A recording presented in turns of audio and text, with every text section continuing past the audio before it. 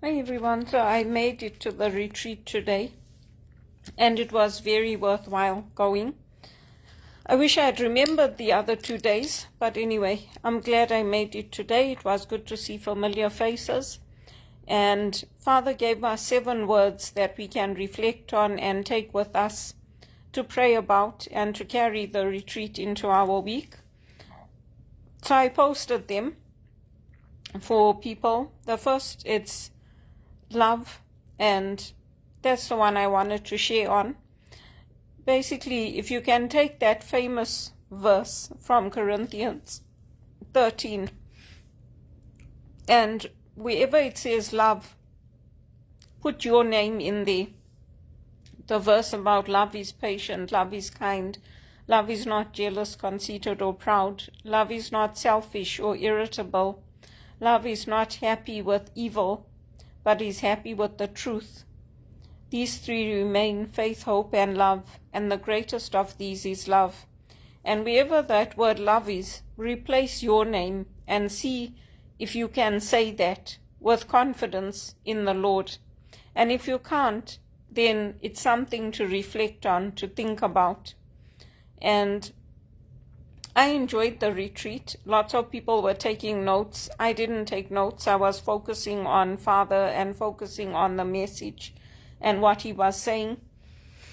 And it was just so nice to have a day off, because if I'm at home, I can assure you I'm applying for jobs, or I have the tennis on in the background, but I'm at my applications, I'm researching companies, I'm looking at which jobs are growing in what sector, which industry is best to apply for, which ones not to apply for.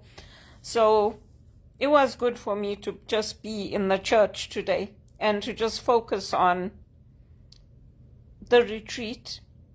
The music was also nice. It reminded me a lot of when we were in Zimbabwe, and I thought of my cousin Christopher. I always get teary-eyed when I think of that, how nice it was when we were all together. But there were 2 guitarists, and so I thought of Christopher, and we sang many of the songs I love, including Water You Turned Into Wine. I love that one. And yeah, I mean, some of the songs, you just know them. You don't even need a hymn book. You can just join in. So that was nice for me. It was nice to just have this day. But yeah, I am concerned about my finances and lack of work. I'm confident in myself, and I know that God will provide and I will get the job, but it's just taking longer than I wanted, and to get a good paid job. So I'm continuing to pray for that.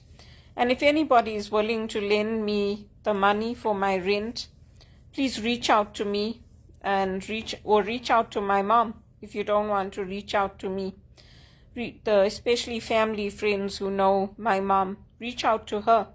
You can make the arrangements with her, because I really don't have any money to pay my rent, to buy food, to do anything. And you know, my faith has always been in the Lord. I don't put my faith in people, because people always let me down. People hurt me just like everybody else. People have got their own worries and their own financial concerns. But you know, if you don't want to do it for me, then do it for my mom, because my mom's been there for everybody just like me.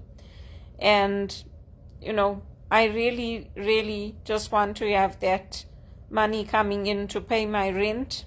The rent is the main thing. And once the rent is paid, I can work around the other things. I can try to delay the payments until I get a job. I'm sure I'll get something now. I've had quite a few interviews this week with recruiters and also with companies. Teleperformance are also supposed to get back to me this week on an opportunity. So my trust is in the Lord, but I am begging that if anybody is willing to lend my mom the money, please lend it to her, and over time we'll pay you back slowly, because I have no assets to sell. I really don't. If I did, I would have sold them like I did in the past. But I don't have assets to sell. I'm not somebody who's bought gold, and all I have is my education, a good head, and a good heart. And that's all I can do, is put my faith in the Lord and wait on His timing. So I'm putting that appeal out there. And even my past managers, if you don't want to contact me, many of you have my mom's phone number, you have her name, you can do it through her, or you can do it through my sister and brother-in-law, and then over time, slowly, I can pay you back.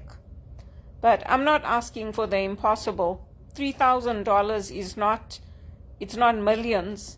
That's what the money that I need to pay my rent and to just afford the basics. So if there's anybody connected to me that can help, please message me. If you don't want to message me, you're more comfortable dealing with my mother, then message my mother, or message, somebody that can help. Message Anita and Stuart if you don't want to deal with me. But I'm not giving up my confidence in the Lord, and I know my worth. I know that things are difficult, not just for me, but for everybody. And 2 years is a long time. It's a long, long time to be out of work, and it's easy to lose your confidence, because the first year the business was already going down and we could see it. So our confidence started going, and all of us were worried because we could see the calls were getting less, the chats were getting less. We were like, what's going on? We're sitting here most of the day and there's no work coming in. And you can see, it affects everybody when you see that things are not getting better, and when the politicians keep talking about, this many job losses, that many job losses, things are not getting better. Canada's performing worst out of all the G7 nations. It doesn't leave you feeling good. But my hope is not in politicians. My hope is not in institutions. My hope is not in people. My hope is in the Lord. And I keep that hope in the Lord. I put my trust in the Lord, and I ask for your help. And that's all I can do. And I've been asking every day, sending out that GoFundMe link. Because I'm serious, I'm not joking. I need that money. And I need a good paid job. And I am applying, and I'm not giving up.